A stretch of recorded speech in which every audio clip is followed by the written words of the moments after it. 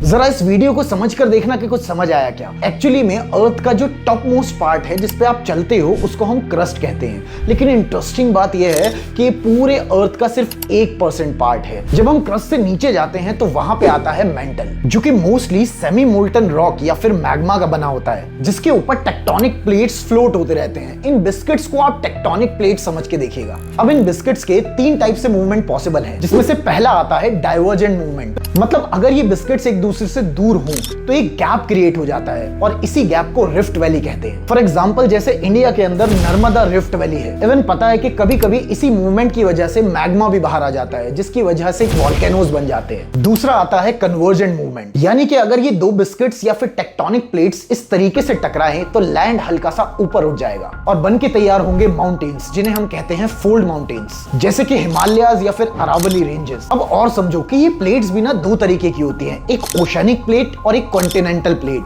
और oceanic plate की density ज्यादा होती है, और अगर ये दोनों प्लेट्स आपस में टकराई तो ओशनिक प्लेट डेंसिटी ज्यादा होने की वजह से नीचे चला जाता है और कॉन्टिनेंटल प्लेट ऊपर आ जाती है। और जो हमारा टिबेटन प्लेट्यू है वो कुछ इसी वजह से बना है। Now the third movement is transform boundaries. ये तब होता है जब ये टेक्टोनिक प्लेट्स आपस में इस तरीके से स्लाइड हो। अब इस स्लाइड की वजह से बड़ी रफ बाउंड्रीज क्रिएट हो जाती हैं, जैसे कि सैन एंड्रियास प्लेट। बात खत्म। यही है वो 3 तरीके के अर्थ के मूवमेंट्स जिनकी वजह से माउंटेन्स, वैलीज, प्लेट्यूज जनरेट होते हैं। Follow for more such content.